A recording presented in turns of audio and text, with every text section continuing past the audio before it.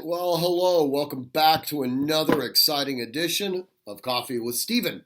So, this week's blog is entitled Professionalism at Arms.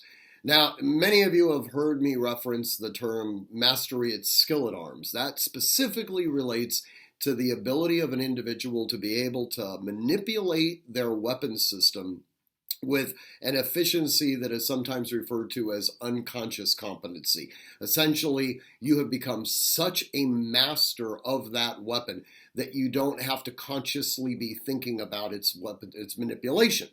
I extrapolate this across multiple weapon systems. Obviously, there are always going to be certain types of weapons that one individual might have a greater degree of skill in than another.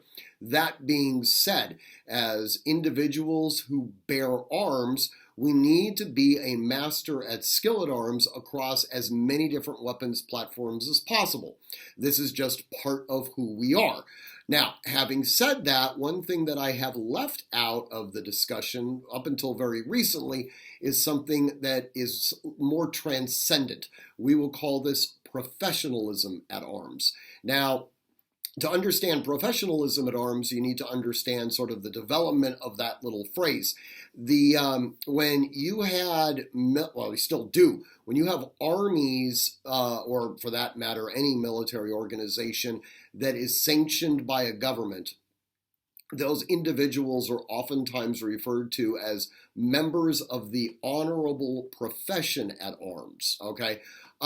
These are people that have effectively been given empowerment by the state for the state's protection. This would be in contradistinction to somebody who is taking up arms against a state, especially non-nation state actors. And in the blog that's on the website, I reference the Barbary Pirates.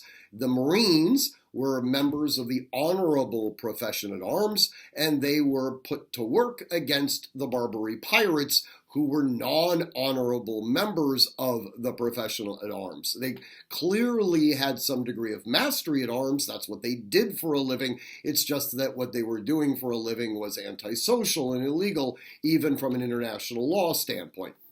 So that's sort of the development of the concept of professionalism, right? However, as independent citizens of the United States that exercise our Second Amendment rights, we ourselves become professionals at arms. Now, that doesn't mean that we're necessarily paid by somebody else for our services. In effect, corporally, we are paying ourselves, right? We are bearing arms for the purposes of defending our own bodies, or those of our families, or those of our fellow citizens if called upon sometimes.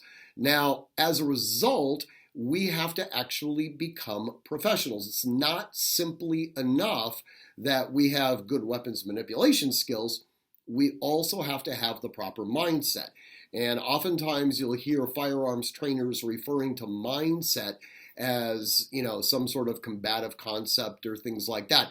I want to broaden that discussion to a greater degree of probably would be best described as maturity, right? We have to act as professionals when we are out in the community.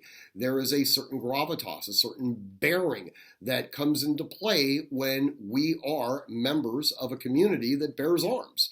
And the blog, I reference an event that happened to me at the gas station last week. And I had a choice that I could make.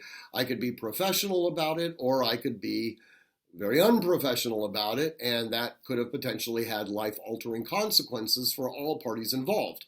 So anyways, I encourage you to read the blog. It's available on the website as of Wednesday morning at artemishq.com/blog. And as always, I want you to be training constantly, training consistently, training repetitively, and training with purpose. But above all else, stay safe.